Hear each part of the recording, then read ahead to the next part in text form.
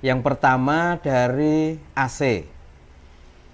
Bagaimana harus berdoa dan memohon ampun kepada Allah dengan kondisi saya yang tidak pernah sholat dan saya sudah menjalani maksiat, mabuk, madat. Kemudian ada satu lagi pertanyaan yang kurang lebih sama dari A. Saya malu beribadah sebab saya tuh masih maksiat. Sebab saya tidak ingin berada di zona hitam dan putih sekaligus.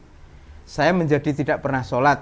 Padahal saya tidak ingin termasuk golongan orang yang ketika susah mencari Allah, ketika senang melupakan Allah. Mohon bimbingan dari Mbah Nun. Jadi dua pertanyaan yang kurang lebih sama, Pak. Jadi kan dibalik dua pertanyaan itu sudah ada logika atau asumsi atau anggapan atau terminologi bahwa di satu via itu ada ibadah, berdoa, kabul, berbuat baik. Di lain via ada sesuatu yang dia sebut zona hitam itu apa, mabuk, zina, Dosa, ya. dosa dan seterusnya. Jadi sudah ada asumsi bahwa dua hal itu kan berseberangan satu sama lain. Jadi sebenarnya dia dua penanya ini sudah tahu jawabannya, sudah tahu jawabannya karena Anda tahu bahwa itu kan semacam persenyawaan kimia ya. Jadi kalau unsur A itu nggak bisa gabung sama unsur B. Misalnya ada, kalau asam sulfat berarti H2SO4, kalau NH3 berarti natrium trioksida misalnya gitu ya. Itu kan ada persenyawaan atau gabungan-gabungan atau perjodohan di dalam kehidupan yang Allah sudah tentukan dengan sunnahnya. Nah, demikian juga mabuk, zina kan tidak kompatibel dan tidak bisa bersenyawa dengan sholat, berbuat baik dan seterusnya kan begitu. Nah, Anda kan sudah tahu itu. Semua dua pertanyaan tadi sudah mengandung pengetahuan tentang dikotomi antara dua hal itu. Jadi sekarang yang butuh bimbingan bukan saya membimbing Anda, yang ada adalah Anda membimbing diri Anda sendiri. Anda sudah tahu kok. Oh iya. Sudah tahu kok. Nek saka aku ya kuwi karepmu piye? Nek aku ngomong kan ada dua jawaban dari saya kalau saya dipaksa menjawab. Loh kowe lek wis ngerti toh, kamu kan sudah tahu bahwa kalau Anda mabuk-mabuk terus, Anda zina-zina terus, maka itu tidak kompatibel dengan kabulnya doa Anda kepada Allah, bahkan Anda langsung merasa malu kepada Allah. Ya. Ya jawaban saya satu, ya terus kelemu mabuk, terus kelemu zina. Udah dituntaskan aja. Ya tapi dengan catatan kamu sudah tahu bahwa itu tidak mungkin lantas Anda berdoa kepada Allah. Ya. Kan gitu kan, ini kan tidak kompatibel Menjauhkan dengan ke zona satunya tadi ya. Iya. Atau jawaban yang kedua, ya kamu kendalikan dirimu untuk ke salah satu zona tadi. Anda mau kendalikan dirimu ke zona putih atau sekalian ke hitam sekalian. Gitu. Ya. Jadi terserah Anda, itu keputusan Anda.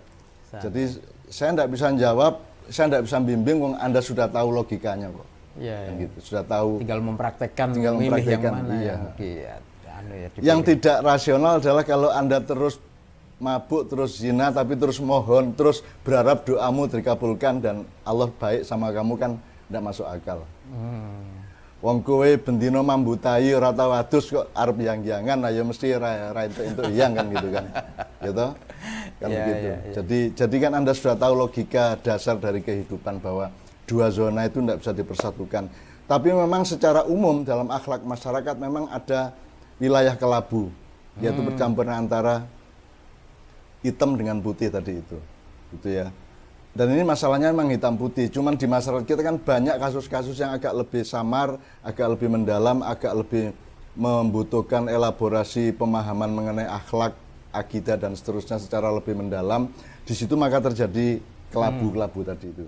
Mungkin ada panduan latihan Mbah Nun untuk dua kawan kita itu untuk misalnya memilih ke zona yang doa dengan dekat dengan Allah tadi itu, melangkah ke sana itu ada riadohnya mungkin yang perlu dilakukan. Di Ma'iyah kan saya sering menjawab atau ngasih tahu anak-anak jamaah ya.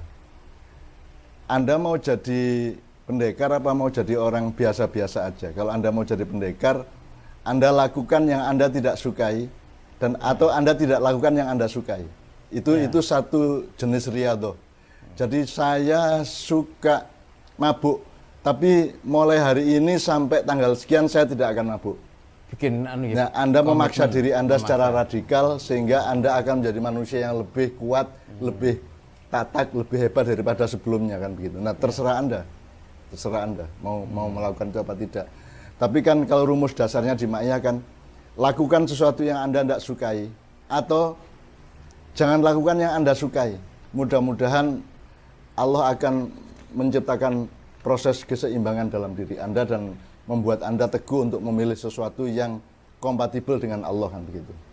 Ya riadohnya itu misalnya ini, sing enteng-enteng sih, saya suka lagu X, tapi saya tidak mau mendengarkan lagu X ini selama 1 bulan.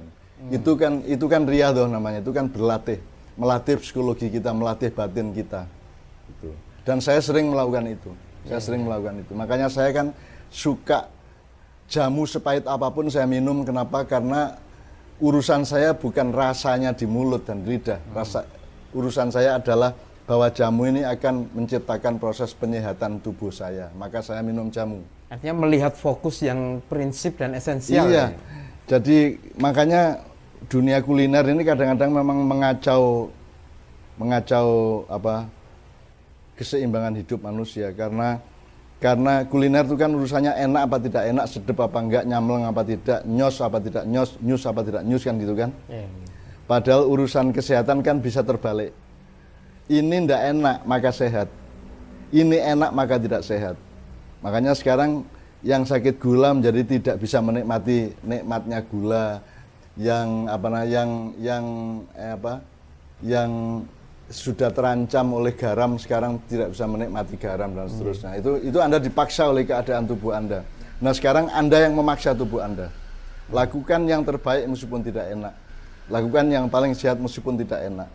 Dan jangan lakukan yang mengancam kesehatan dan kebaikan hidupmu meskipun dia sangat enak. Kalau Anda punya riado seperti itu, maka Anda akan lahir menjadi manusia baru. Kalau pada kasus 2 teman kita, 1 bulan dia misalnya menempuh komitmen tidak melakukan apa yang selama ini dia sukai dalam hitungan 1 bulan, kira-kira yang terjadi itu apa, Mbak, reaksinya? Dia akan mengalami sesuatu yang baru. Dia akan menemukan bahwa apa yang dia pikir tidak enak itu ternyata ada kenikmatannya sendiri. Jadi manusia itu kan semua tertipu sebenarnya oleh kehidupan ini, oleh dunia ini. Yang dia pikir enak sebenarnya mengandung ketidakenaan yang lebih panjang. Apa yang sesaat tidak enak sebenarnya dia mengandung keenakan lebih panjang. Kan bisa begitu. Nah, satu-satunya cara untuk memahami dan mengenali atau mengetahui itu adalah Anda beriado atau melakukannya dengan empiris. Jadi itu KKN, kuliah kerja nyatamu adalah real KKN ya. Real KKN. Jadi Anda kue senenganmu pacaran. Kue saiki kondo pacarmu iki aku riado 3 sasi ya rasa ketemu ya gitu. Nek kue wani ngono kuwi, kue dadi menungso anyar kuwi. Wis elok entuk sertifikat khusus. Ya. Tapi apakah ini juga bagian dari latihan untuk sesuatu yang Mbah Nun sering sebut itu hakikat puasa. Kebaikan ini. Itu hakikat puasa. Hakikat puasa. Puasa itu adalah Anda tidak siap dan ikhlas tidak menikmati yang Anda suka dan Anda bahkan Anda mau berlapar-lapar, kan Anda tidak suka lapar. Kan lapar kita tidak suka. Tapi Anda mau berlapar-lapar, maka Anda mendapatkan dimensi yang lain, yaitu kebaikan, kekuatan, kesaktian, dan seterusnya. Ya. Jadi kita jangan tertipu oleh yang kasat mata atau yang kasat lidah, kasat telinga. Kasat telinga itu artinya terdengar sesaat seolah itu yang baik. Padahal kalau Anda mau mengelaborasi lebih lanjut, memproses, mendengarkan tidak hanya suara tapi juga nada, tidak hanya nada tapi juga irama, tidak hanya irama tapi juga pause di antara suara-suara, maka Anda akan menemukan hakikat yang lebih dalam dari kenikmatan hidup. Intinya semua itu nikmat sebenarnya. Yang terbaik dari Allah, maka Allah melarang ABC dan itu hanya jumlahnya cuma 3% dari seluruh kehidupan ya. Misalnya Anda makan kerbau, sapi, kambing, ayam boleh, hanya tidak boleh babi. Sebenarnya kan yang lain-lainnya boleh gitu kan. Itu. Dan hanya sedikit Allah ngasih larangan itu, dan larangan dari Allah itu kan kenikmatan. Bahwa sedikit Allah, tapi wafat ya. Kenapa Allah melarang? Karena dia ingin memberi kenikmatan kepada kita. Sebab begitu kita mematuhi bahwa untuk tidak melanggar larangan itu Anda menemukan kenikmatan yang lebih sejati daripada kalau Anda melanggarnya. Kan gitu. Jadi rahasia hidup itu tidak terletak pada pengetahuanmu, terletak pada kemampuanmu dan ketahananmu, keteguhanmu untuk beribadah atau melaksanakan riset-riset pribadi.